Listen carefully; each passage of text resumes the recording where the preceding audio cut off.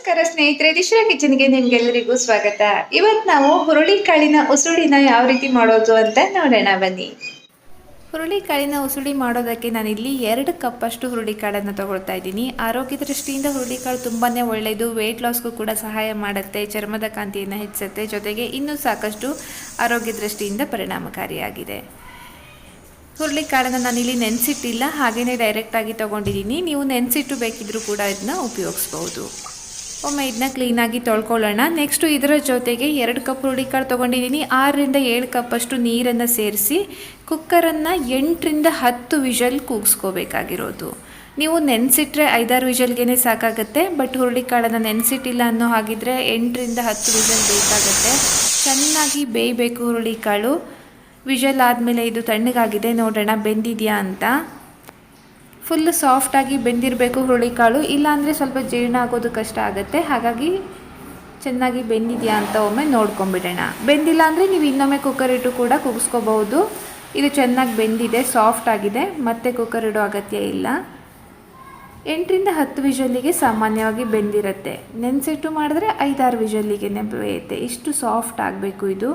ಹಾಗಂತ ತುಂಬ ಕರಗೋಗಬಾರ್ದು, ಹುರುಳಿಕಾಳು ಕಾಣೋ ಥರದಲ್ಲಿ ಇರಬೇಕು, ಆದರೆ ಸಾಫ್ಟಾಗಿ ಬೆಂದಿರಬೇಕು ಅಷ್ಟೇ.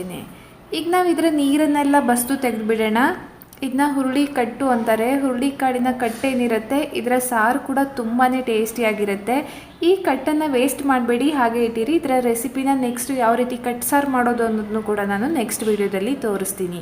ಇಲ್ಲ 2 ವೀಡಿಯೋ ನೋಡಿದ ಮೇಲೇ ನೀವು ಈ ರೆಸಿಪಿನ ಟ್ರೈ ಮಾಡ್ಬೋದು. ಕಟ್ಟು ಸಾರು ಕೂಡ ತುಂಬಾ ಟೇಸ್ಟಿಯಾಗಿರುತ್ತೆ. ಪೂರ್ತಿ ನೀರನ್ನು ಬಸ್ದು ತೆಗೆದಿದ್ದೀನಿ. ಹಾಗೆ ಈ ಹುರುಳಿಕಾಳು ಏನಿದೆ ಅದನ್ನ ಉಪಯೋಗಿಸ್ಕೊಳ್ಳೋಣ. ಕಟ್ಟು ಸಾರನ್ನು ನಾನು ನೆಕ್ಸ್ಟ್ ವೀಡಿಯೋದಲ್ಲಿ ತೋರಿಸ್ತೀನಿ. ಹಾಗೆಯೇ ಮುಚ್ಚಿ ಸೈಡ್ಗಿಡೋಣ. ಉಸುಳಿನ ಯಾವ ರೀತಿ ಮಾಡೋದು ಅನ್ನೋದನ್ನ ನಾವಿವತ್ತು ನೋಡೋಣ. 2-3 ಟೀ ಸ್ಪೂನಷ್ಟು ಎಣ್ಣೆನ ಹಾಕ್ಕೊಳ್ತಾ ಇದ್ದೀನಿ ಪ್ಯಾನ್ಗೆ ಒಗ್ಗರಣೆ ಹಾಕೋದಕ್ಕೋಸ್ಕರ. ನಾನಿಲ್ಲಿ ಕೊಬ್ಬರಿ ಎಣ್ಣೆ ಯೂಸ್ ಮಾಡ್ತಿರೋದ್ರಿಂದ ಅದು ಸ್ವಲ್ಪ ಗಟ್ಟಿಯಾಗಿದೆ. ಸ್ವಲ್ಪ ಬಿಸಿ ಆಗಲಿ ಎಣ್ಣೆ ಬಿಸಿ ಆಗ್ತಾ ಇದ್ದ ಹಾಗೆ ಅರ್ಧ ಟೀ ಸ್ಪೂನಷ್ಟು ಸಾಸಿವೆನ ಹಾಕ್ತಾಯಿದ್ದೀನಿ. ಜೊತೆಗೆ ಅರ್ಧ ಟೀ ಸ್ಪೂನಷ್ಟು ಉದ್ದಿನಬೇಳೆ, ಸಾಸಿವೆ ಉದ್ದಿನಬೇಳೆ ಅಳ್ಕೊಳ್ತಾ ಇದ್ದ ಹಾಗೆ ನೆಕ್ಸ್ಟ್ ಇದ್ರ ಜೊತೆಗೆ ಕರಿಬೇವನ್ನು ಕೂಡ ಹಾಕ್ತಾಯಿದ್ದೀನಿ. ಉಸುಳಿಗೆ ಕರಿಬೇವು ಕೂಡ ಮೇನ್ ಇಂಗ್ರೀಡಿಯೆಂಟು, ಹಾಗಾಗಿ ಕರಿಬೇವನ್ನು 1 ಕಡ್ಡಿ ಫುಲ್ ಹಾಕಿದ್ದೀನಿ ನಾನಿಲ್ಲಿ. ಖಾರ ಎಷ್ಟು ಬೇಕೋ ಅಷ್ಟು ಹಸಿಮೆಣಸಿನ್ಕಾಯಿ, ನೀವು ಇನ್ನೂ ಸ್ವಲ್ಪ ಖಾರ ಬೇಕು ಅನ್ನೋ ಹಾಗಿದ್ರೆ ಹಸಿಮೆಣಸಿನ್ಕಾಯಿನ ಜಾಸ್ತಿನೂ ಹಾಕೋಬೋದು. ನಾನು 2 ರಿಂದ 3 ಹಸಿಮೆಣಸಿನ್ಕಾಯಿನ ಇಲ್ಲಿ ಹಾಕಿದ್ದೀನಿ. ಸ್ವಲ್ಪ ಎಣ್ಣೆಲಿ ಬಾಡಿಸ್ಕೊಂಡ ಮೇಲೆ ನೆಕ್ಸ್ಟ್ ಇದರ ಜೊತೆಗೆ ಹೆಚ್ಚಿರುವಂಥ ಈರುಳ್ಳಿನೂ ಕೂಡ ಸೇರಿಸ್ತಾ ಇದ್ದೀನಿ. ನಾನಿಲ್ಲಿ 1 ದೊಡ್ಡ ಗಾತ್ರದ ಈರುಳ್ಳಿನ ಚಿಕ್ಕದಾಗಿ ಹೆಚ್ಚಿಟ್ಕೊಂಡಿರೋದು. ಈರುಳ್ಳಿನೂ ಕೂಡ ಬಾಡಿಸ್ಕೊಳ್ಳೋಣ. ಜೊತೆಗೆ ಇದರ ಜೊತೆಗೆ 1/4 ಟೀ ಸ್ಪೂನಷ್ಟು ಅರಿಶಿನ ಕೂಡ ಹಾಕ್ತಾ ಇದ್ದೀನಿ. ಈರುಳ್ಳಿ ಬಣ್ಣ ಬದಲಾಗೋವರೆಗೂ ಇದನ್ನ ಪೂರ್ತಿಯಾಗಿ ಫ್ರೈ ಮಾಡ್ಕೊಳ್ಳೋಣ. ಸಿಂಪಲ್ ಒಗ್ಗರಣೆ. ಉಸುಳಿ ನೀವು ಬೇರೆಲ್ಲ ಉಸುಳಿಗೆ ಹೇಗೆ ಒಗ್ಗರಣೆ ಮಾಡ್ತೀರಲ್ಲ ಅದೇ ಥರನೇ ಒಗ್ಗರಣೆ, ತುಂಬ ವ್ಯತ್ಯಾಸ ಏನಿಲ್ಲ. ಬಟ್ ಹುರುಳಿಕಾಳಾಗಿರೋದ್ರಿಂದ ಟೇಸ್ಟಲ್ಲಿ ಸ್ವಲ್ಪ ವ್ಯತ್ಯಾಸ ಆಗುತ್ತೆ. ಈರುಳ್ಳಿ ಬಣ್ಣ ಬದಲಾಗ್ತಾ ಇದ್ದಾಗೆ ನೆಕ್ಸ್ಟ್ ಅದರ ಜೊತೆಗೇ ನಾವು ಬೇಯಿಸಿರೋ ಹುರುಳಿಕಾಳನ್ನು ಕೂಡ ಸೇರಿಸ್ಕೊಳ್ಳೋಣ. ರುಚಿಗೆ ತಕ್ಕಷ್ಟು ಉಪ್ಪು. ತುಂಬ ಜಾಸ್ತಿ ಉಪ್ಪು ಹಾಕೋದಕ್ಕೆ ಹೋಗಬೇಡಿ, ಇಷ್ಟಕ್ಕೆ ಅರ್ಧ ಟೀ ಸ್ಪೂನಷ್ಟು ಉಪ್ಪು ಸಾಕಾಗುತ್ತೆ. ಹುರುಳಿಕಾಳಲ್ಲಿ ಸ್ವಲ್ಪ ಉಪ್ಪಿನಂಶ ಇರುತ್ತೆ, ಹಾಗಾಗಿ ಬೆಲ್ಲ ಸ್ವಲ್ಪ ಜಾಸ್ತಿ ಬೇಕಾಗತ್ತೆ. ಇನ್ನು ಸ್ವಲ್ಪ ಬೆಲ್ಲನ ನಾವು ಇದ್ರ ಜೊತೆಗೆ ಸೇರಿಸೋಣ. ಕ್ವಾಂಟಿಟಿ ಸ್ವಲ್ಪ ಜಾಸ್ತಿ ಇರೋದ್ರಿಂದ ನಾನು ಇಲ್ಲಿ ಬೆಲ್ಲನೂ ಕೂಡ ಸ್ವಲ್ಪ ಜಾಸ್ತಿನೇ ಹಾಕ್ತಾಯಿದ್ದೀನಿ. ಈಗ ಇದನ್ನ ಒಮ್ಮೆ ಚೆನ್ನಾಗಿ ಮಿಕ್ಸ್ ಮಾಡಿ 5 ನಿಮಿಷ ಬೇಯಿಸಿದ್ರೂ ಕೂಡ ಸಾಕು. ಆಲ್ರೆಡಿ ಚೆನ್ನಾಗಿ ಬೆಂದಿದೆ. ನೆನಪಿರಲಿ, ಒಗ್ಗರಣೆಗೆ ಹಾಕಿದ ಮೇಲೆ ಹುರುಳಿಕಾಳು ಜಾಸ್ತಿ ಬೇಯಲ್ಲ. ನೀವು ಎಷ್ಟು ಹುರುಳಿಕಾಳು ಬೇಯಬೇಕೋ ಅಷ್ಟನ್ನು ಕುಕ್ಕರಲ್ಲೇ ಮುಂಚೆನೇ ಕೂಗಿಸ್ಕೊಂಡಿರಬೇಕು. ಆಮೇಲೆ ಒಗ್ಗರಣೆಲಿ ಬೇಯುತ್ತೆ ಅಂತ ಅಂದ್ಕೊಂಡ್ರೆ ಖಂಡಿತವಾಗಿಯೂ ಕೂಡ ಬೇಯಲ್ಲ, ಅದು ನೆನಪಿರಲಿ. ಇದು ಚೆನ್ನಾಗಿ 5 ನಿಮಿಷ ಇದನ್ನ ಉಪ್ಪು ಬೆಲ್ಲ ಎಲ್ಲ ಕೂಡ ಎಳ್ಕೊಳ್ಳೋವರೆಗೆ, ಖಾರ ಎಲ್ಲ ಎಳ್ಕೊಳ್ಳೋವರೆಗೆ ಬೇಯಿಸ್ಕೊಳ್ಳೋಣ. ತುಂಬಾ ಟೇಸ್ಟಿಯಾದ ರೆಸಿಪಿ ಇದು. 5 ನಿಮಿಷ ಆಯಿತು, ಚೆನ್ನಾಗಿ ಎಲ್ಲ ಉಪ್ಪು ಖಾರ ಎಲ್ಲ ಸೇರಿಕೊಂಡಿದೆ ಅದರ ಜೊತೆಗೆ.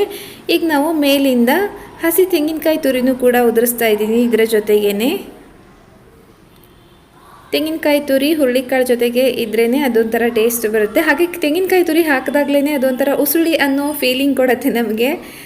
ಟೇಸ್ಟು ಕೂಡ ಚೆನ್ನಾಗಿರುತ್ತೆ. ತೆಂಗಿನಕಾಯಿ ತುರಿನೂ ಕೂಡ ಸ್ಕಿಪ್ ಮಾಡಬೇಡಿ. ಚೆನ್ನಾಗಿ ಒಮ್ಮೆ ಇದನ್ನ ಮಿಕ್ಸ್ ಮಾಡಿದರೆ ಸಾಕು, ಮತ್ತೆ ಬಿಸಿ ಮಾಡೋ ಅಗತ್ಯ ಇಲ್ಲ. ಅದೇ ಇರೋ ಬಿಸಿನೇ ಸಾಕಾಗತ್ತೆ. ಸ್ಟವನ್ನು ಆಫ್ ಮಾಡಿ ಇದನ್ನ 5 ನಿಮಿಷ ಹಾಗೆಯೇ ಮುಚ್ಚಿಡಿ. ತೆಂಗಿನಕಾಯಿ ತುರಿ ಹಾಕಿದ್ಮೇಲೆ ಮತ್ತೆ ಬಿಸಿ ಮಾಡೋ ಅಗತ್ಯ ಇಲ್ಲ. ಹಾಗೆಯೇ ಸ್ಟವ್ ಆಫ್ ಮಾಡಿ ಇದನ್ನ ಒಂದು 5 ನಿಮಿಷ ಮುಚ್ಚಿಟ್ರೆ ಸಾಕು, ಉಸುಳಿ ರೆಡಿನೇ ಆಗೋಗುತ್ತೆ. ತುಂಬಾ ಸಿಂಪಲ್ ಆದರೂ ಕೂಡ ಹೆಲ್ತ್ ದೃಷ್ಟಿಯಿಂದ ಇದು ತುಂಬ ಆರೋಗ್ಯಕರ ಪರಿಣಾಮಗಳನ್ನು ಹೊಂದಿದೆ. ನಾನು ಹೇಳಿದಾಗೆ ಹುರುಳಿಕಾಳು ತುಂಬಾ ಒಳ್ಳೆಯದು. ನೋಡ್ಬೋದು ಹುರುಳಿಕಾಳಿನ ಉಸುಳಿ ಹೇಗಾಗಿದೆ ಅನ್ನೋದನ್ನ. ತುಂಬಾ ಟೇಸ್ಟಿಯಾಗಿರುತ್ತೆ, ಫ್ಲೇವರ್ ಕೂಡ ಚೆನ್ನಾಗಿರುತ್ತೆ. ಇದರ ಕಟ್ಸಾರು ಕೂಡ ತುಂಬ ರುಚಿಯಾಗಿರುತ್ತೆ. ನಾನು ಅದನ್ನ ನೆಕ್ಸ್ಟ್ ವೀಡಿಯೋದಲ್ಲಿ ನಿಮಗೆ ತೋರಿಸ್ತೀನಿ. ಹುರುಳಿಕಾಳಿನ ಉಸುಳಿ ready. Super tasty, super healthy. ಖಂಡಿತವಾಗಿಯೂ ಕೂಡ ನೀವು ಇದನ್ನೊಮ್ಮೆ ಟ್ರೈ ಮಾಡಿ ನೋಡೋದನ್ನ ಮರಿಬೇಡಿ. ಹಾಗೆ ವಿಡಿಯೋನೂ ಕೂಡ ತಪ್ಪದೆ ಶೇರ್ ಮಾಡಿ. ನೋಡಿದ್ರಲ್ವ ಹುರುಳಿಕಾಳಿನ ಉಸುಳಿ ಹೇಗೆ ಮಾಡೋದು ಅಂತ, ತುಂಬಾ ಸುಲಭ. ಖಂಡಿತವಾಗಿಯೂ ಕೂಡ ಟ್ರೈ ಮಾಡಿ ನೋಡಿ. ಹಾಗೆ ಇವತ್ತಿನ ವಿಡಿಯೋ ಕೂಡ ಇಷ್ಟ ಆಗಿದ್ರೆ ಒಂದು ಲೈಕ್ ಮಾಡಿ, ಹೊಸಬರಾಗಿದ್ದರೆ ಸಬ್ಸ್ಕ್ರೈಬ್ ಮಾಡಿ. ಅನಿಸಿಕೆಗಳನ್ನು ಆ್ಯಸ್ ಯೂಶುವಲ್ ಕಮೆಂಟಲ್ಲಿ ತಿಳಿಸಿ. ಸಿಗೋಣ ಮುಂದಿನ ವಿಡಿಯೋದಲ್ಲಿ. ಅಲ್ಲಿವರೆಗೆ ಧನ್ಯವಾದ.